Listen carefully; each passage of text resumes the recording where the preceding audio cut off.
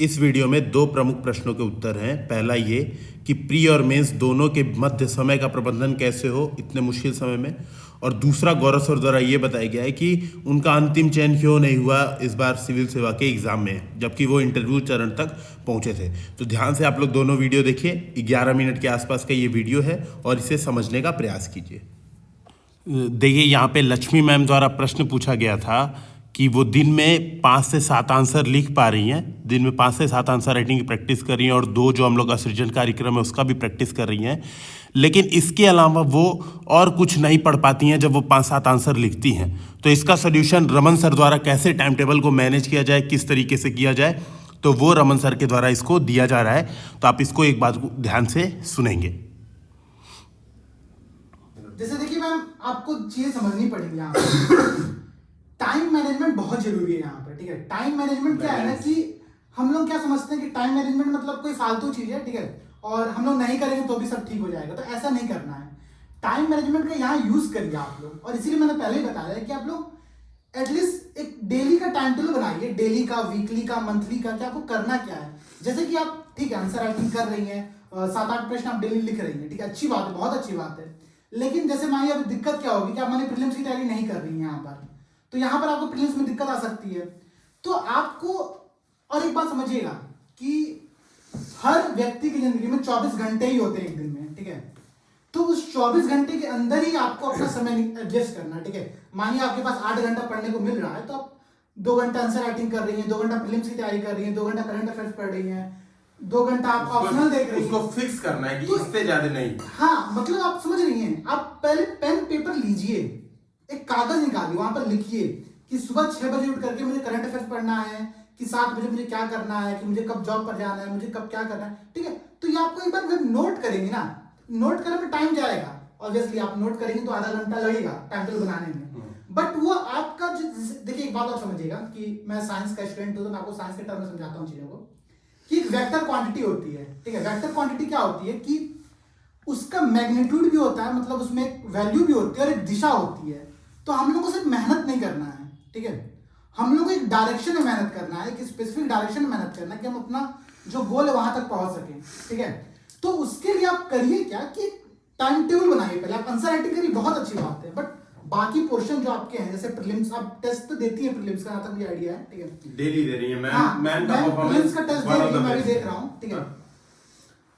But आपको देखिए दिक्कत ये है कि आप अगर उसको पढ़िए, जैसे मैंने प्रीलिम्स का टेस्ट दिया तो उसका मॉडल आंसर देखिए, उसका नोट्स बनाइए, ये सब भी आपको करना है मैम, ठीक है। तो आपको पॉइंट ये समझना है कि आपको सब कुछ मैनेज करना पड़ेगा, और जितना समय है आपके पास ये उतने में ही।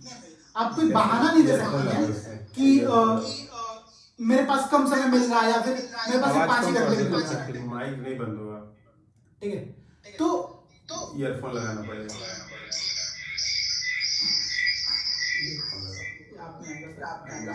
काट देना लीव कर देना, मैं तो देखिए मैम, आप जैसे बहुत से लोगों का ये डाउट आ रहा है कि टाइम मैनेज नहीं हो पा रहा है। सर, टाइम मैनेजमेंट में बात करना पड़ेगा हम लोगों को। टाइम मैनेजमेंट के लिए देखिए आप 2-3 चीजें करिए। आप सब लोगों को मैं बता रहा हूँ, ध्यान से समझिएगा इस बात को, कि आप लोग अपना पहले एक डायरी निकालिए, एक कॉपी निकालिए, जहां पर अपना टाइम टेबल नोट करिए कि आपको दिन में कितने घंटे प्रीलिम्स के लिए देने हैं, कितने मेंस के लिए देने हैं, ठीक है। अगर आप इसी नहीं नोट करेंगे तो इसे दिक्कत क्या होगी, मैं बताता हूँ कि जैसे आपके साथ हो रही कि मैंने अब 7 क्वेश्चन लिख रही हैं, ठीक है, अच्छी बात है, लिखिए, मैं मना नहीं कर रहा हूं, यहाँ पर आपका टाइम है तो लिखिए, लेकिन आपको प्रीलिम्स के लिए भी टाइम देना पड़ेगा, ऑप्शनल जो है आपको उसके लिए भी टाइम देना पड़ेगा, और उसको फिक्स करिए ना कि मुझसे इससे ज्यादा टाइम, जैसे आपने मान लिया 2 घंटे आपने आंसर राइटिंग की, मान लिया आपने 8 घंटे डिसाइड किया कि मुझे 8 घंटा पढ़ना है या 7 घंटा पढ़ना है, तो आपको 2 घंटे से फिक्स करना है कि मुझे 6 आंसर लिखना है, तो 6 आंसर लिखिए, बहुत अच्छी बात है, लेकिन 2 घंटे, 1.5 घंटे उसका टाइम लिमिट फिक्स करिए। ये नहीं कि पूरा दिन ही गंवा दे रहे हैं, 6 आंसर लिखने में 6 घंटा लगा दे रहे हैं, तो वो काम तो कतई नहीं करना है, ठीक है। तो ये बात तो दिमाग में रखनी है। अब दूसरी बात, एक जो लक्ष्मी मैम आपके लिए स्पेसिफिक जो सजेशन है, जैसे मैंने आपकी सारी कॉपी लगभग देखी है, आपके लिए स्पेसिफिक जो सजेशन ये है, और इसीलिए जो लोग यहाँ पे आते हैं तो वो फायदा होता है।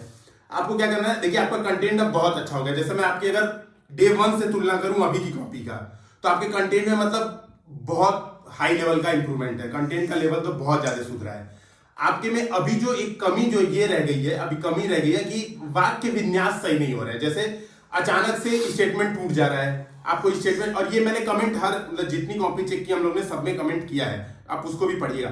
जैसे और मैं इसीलिए मैं यहाँ पे भी सजेशन आपको दे रहा हूँ, हो सकता है आपका नजर ना गया हो तो आपको यहाँ पे पता चल जाए। जैसे क्या हो रहा है कि आप कोई स्टेटमेंट लिख रही है ना, अचानक से, जैसे कई बार मेरे साथ ऐसा होता है कि अचानक से मेरे दिमाग में अगला पॉइंट आता है तो मैं सीधे वहां पे कूद जाता हूँ, वो स्टेटमेंट वहीं पे छोड़ देता हूँ। तो ये काम जब आप आंसर में बार बार करेंगे ना तो वो एग्जामिनर को इरिटेट करेगा कि उसको स्टेटमेंट क्लियर ही नहीं हो रहा है, पूरा स्टेटमेंट आपने लिखा नहीं और बीच में ही कट, पूरा स्टेटमेंट लिखा नहीं बीच में ही कट। इस बात से आपको बचना है, आपको स्टेटमेंट कंप्लीट करना है। थोड़ा सा जो व्याकरण अशुद्धियां, जैसे फुल स्टॉप कहाँ लगाते हैं, कॉमा कहाँ लगाते हैं, उन चीजों पे आपको थोड़ा सा ध्यान देना। अच्छा, ये कैसे दूर होंगी? ये चीजें दूर हो जाएंगी, ये बहुत बड़ी बात नहीं, मेन तो कंटेंट था। ये चीजें ना थोड़ी रीडिंग करिए आप, एनसीईआरटी रीडिंग करिए, उनका देखिए लिखने का तरीका किस तरह का होता है। एनसीईआरटी में आप देखेंगे ना किस तरह का वाक्य विन्यास वो लोग यूज कर रहे हैं, कौन से वर्ड्स यूज कर रहे हैं, वो आप देखेंगे तो आपका समझ में आएगा। लेकिन जो कंटेंट लेवल पे बात है, जो डायग्राम लेवल पे बात है, जो केस लेवल पे बात है, मतलब वो आपका सबसे high, one of the high level का इंप्रूवमेंट आपका दिखा है उसमें, तो वो आपको बहुत जबरदस्त है। लेकिन आपको ये चीज थोड़ा सा सुधार लेंगे तो आपके नंबर फिर बहुत अच्छे आने वाले हैं, फिर आपके यहाँ पे कोई प्रॉब्लम नहीं रह गई है, ठीक है। और मैम का ये क्या प्रॉब्लम था, टाइम टेबल में था ना? मैम का ये था कि मैम आंसर राइटिंग कर रही है बहुत ज्यादा, बाकी चीज पर ध्यान नहीं दे पा रही है। हाँ, तो इसका एक ओवरऑल डिस्कशन कर लेते हैं टाइम टेबल का। एक बार टाइम टेबल का ओवरऑल डिस्कशन कर लेते हैं। तो देखिए, आप डिसाइड करिए जो भी आपके पास टाइम है, जितने भी घंटे हैं। अच्छा, आप ऑप्शनल पढ़ पा रही होंगी, मुझे उम्मीद है ऑप्शनल कर रही होंगी। आपने मुझसे मांगी थी कॉपी, वो मैं कॉपी देता हूँ आपको, डाउनलोड की नहीं मैंने, लेकिन आज मैं पक्का याद से अभी कर दूंगा, ठीक है, वो कोई बात नहीं। देखिए, अभी जो चर्चा होने वाली है इसमें ये बताया गया मेरे द्वारा कि मेरा सिलेक्शन ना होने के पीछे सबसे बड़ा कारण क्या था, और सबसे बड़ी बात मेरे ज्योग्राफी ऑप्शन में इतने नंबर कम क्यों आ रहे हैं, और मैंने अब उसका सॉल्यूशन क्या निकाला है। तो ये जो वीडियो अभी मैं आपके सामने जो आने वाला है उसमें मैंने इस बात को डिस्कशन किया है। और ये प्रश्न हमारा जो वीडियो डिस्कशन था जूम, उसमें लक्ष्मी मैम द्वारा पूछा गया था, तो उसका आंसर दिया गया है। मैं आपको बताता हूँ। देखिए, मैं अपना वही कह रहा हूँ ना, ये प्रॉब्लम थोड़ी सी हो गई है। दरअसल मैंने तो चेंज कर दिया ऑप्शन, ठीक है। हालांकि मैं आपको सजेस्ट नहीं करूंगा कि आप चेंज करिए, क्योंकि देखिए मेरे नंबर नहीं आ रहे थे ज्योग्राफी, मैंने 2 बार लिखा, मुझे ऐसा लगता था पर्सनली। जैसे मैं जीएस की बात करूं, देखिए मैंने 3 बार मेंस लिखा है, ठीक है, और तीनों बार मेरा सिलेक्शन फाइनल लिस्ट में क्यों नहीं हुआ, उसका एक सबसे बड़ा कारण है ऑप्शनल। अच्छा, मैं ये नहीं कह रहा हूँ कि ज्योग्राफी ऑप्शनल बेकार है, मैं ये कह रहा हूँ कि मुझसे नहीं संभल रहा है वो ऑप्शनल, मतलब मेरे नंबर 200-210 के दायरे में रह रहे हैं, ठीक है, तो वो मुझसे एकदम नहीं संभल रहा है। अच्छा, आप देखेंगे कॉपी, आपको लगेगा यार कॉपी अच्छी तो लिखी है, आपको ये लगेगा, मुझे भी ऐसा ही लगता है कि यार कॉपी अच्छी तो लिखी है, अब क्यों नहीं नंबर दे रहे हैं, पता नहीं क्यों नहीं नंबर दे रहे हैं, तो ये मेरे समझ से भी बाहर हो रहा है। तो मैम नंबर बिल्कुल नहीं मिल रहा है मुझे उसमें, तो मैंने इस वजह से उसको स्विच कर दिया कि यार अब मेरे बस का नहीं हो रहा है।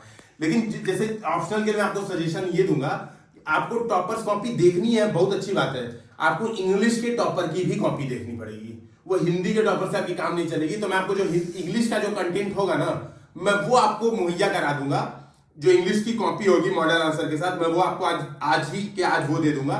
देखिए, मेरी कॉपी देखिए आप, मैं कॉपी अपलोड भी कर दूंगा, इस मामले में मैं बिल्कुल ट्रांसपेरेंट हूं। प्रॉब्लम यह है कि मेरे नंबर नहीं आ रहे ऑप्शन में, मेरे इस बार 203 नंबर आए, आप ये समझिएगा, जबकि मुझे ऐसी उम्मीद थी मेरे 280 आएंगे, और 280 आए रहते तो आज मैं लवासना में होता प्रॉपर। तो प्रॉब्लम वही है कि मेरे ऑप्शन में बिल्कुल नंबर नहीं आ रहे, मतलब नहीं के बराबर आ रहे हैं। अब 200 नंबर सबसे घटिया जो लोग लिखते होंगे उनके आते होंगे, या तो मैं सबसे घटिया लिख रहा हूं, या तो पता नहीं कैसी कॉपी चेक हो रही, मतलब मेरे समझ से बाहर है। मुझे इसका, मैंने बैठ के कई बार देखा, अपनी कॉपी देखी, वापिस देखा, लोगों से मैच कराया, मैं को यार क्या कर रहा हूं मैं, इसका मुझे कोई सोल्यूशन ही नहीं मिला। तो परेशान होकर मैंने ऑप्शनल चेंज किया, मतलब ऑप्शनल ऐसा नहीं कि मुझे ज्योग्राफी नहीं आ रही थी तब मैंने चेंज कर दिया। तो प्रॉब्लम ये रही थी, मेरे नंबर नहीं आ रहे थे, ज्योग्राफी तो आ रही थी, नंबर बिल्कुल नहीं आ रहा, और मैंने हर चीज की, मतलब इस बार इवन मैंने सारे इंग्लिश की टेस्ट दिए, जितने इंग्लिश की कोचिंग है सब हिंदी मीडियम की छोड़ी थी, इंग्लिश के टेस्ट उठाए, इंग्लिश के टेस्ट सॉल्व किए, लेकिन फिर भी इस बार भी मुझे चौपट ही लग रहा है कि वही अंधेर नगरी चौपट राजा, इस बार भी वही काम हुआ है।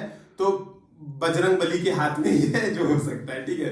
तो मैं आपसे यही कहूंगा कि आप इंग्लिश की कॉपी देखना चालू कीजिए, वो आपके लिए ज्यादा अच्छा होगा, ना कि मेरी कॉपी। मैं तो दे दूंगा मेरी कॉपी, इवन मैंने अपलोड भी की थी लास्ट ईयर, लेकिन उससे नुकसान हो जाएगा, तो मैं चाहता हूं कि मैं किसी का नुकसान तो ना कराऊं, है ना। मेरे 230 भी आते ना, जैसे लास्ट ईयर मार्किंग भी कम हुई थी, ये नो डाउट, जैसे 203 का मतलब 230 भी मान, लेकिन 230 भी बहुत खराब नंबर है। ऑप्शनल में आप 250 270 से कम ला रहे हैं तो बहुत खराब नंबर है। तो मैं वही कहूंगा कि जब मेरे इतने खराब आ रहे हैं तो मैं इसमें किसको क्या बताऊं कि आप अच्छा कर पाए। आप ये समझ रही है ना, यहाँ पे मेरी लिमिटेशन है, एक लिमिटेशन है, तो मैं उस लिमिटेशन में रह के ही आपको सजेशन दूंगा कि मैं आपको जो टॉपर्स हैं, जो इंग्लिश की कॉपीज हैं जो मेरे पास है, वो आपको और कहीं नहीं मिलेंगी, वो मैं आपको अवेलेबल करा दूंगा, आप उनको देखिए, ज्यादा अच्छा आपके लिए होगा। ठीक है, तो ऑप्शनल का आपको प्रॉब्लम खत्म हुई। ये मैं बाद में बताऊंगा, अभी नहीं। ये छुपी हुई बात है, कौन सा ऑप्शनल है, हालांकि छुपी ओपन बात है, सबको पता ही है लगभग, लेकिन ठीक है मैं बताऊंगा बाद में, अभी है ना, इस पे डिस्कशन करेंगे एक दिन। ऑप्शन में भरोसा रखिए। आप मैं वही कह रहा हूँ, मैं भरोसा नहीं, समझ रही ना, बताने में यहाँ पे एक स्टेटमेंट दे देता, मैंने ये लिया, क्या पता इस पर अच्छा हाँ?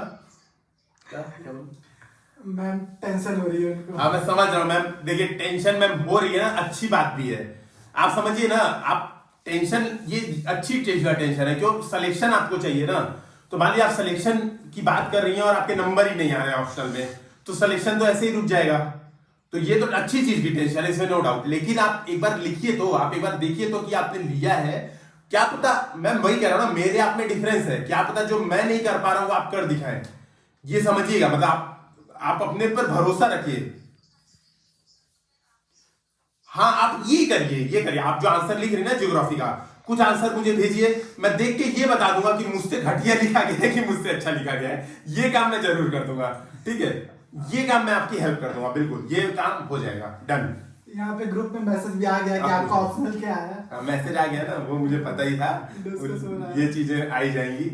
चलिए ठीक है। लेकिन मैं अपने मुंह से कुछ नहीं बोल रहा हूँ, तो कोई जिम्मेदारी नहीं है। अब कुछ आप चलिए ठीक है, यहाँ पर अगले सर गौरव सर यहाँ पर उपस्थित हैं अभी, ठीक है। हम्म, तो उनसे गौरव सर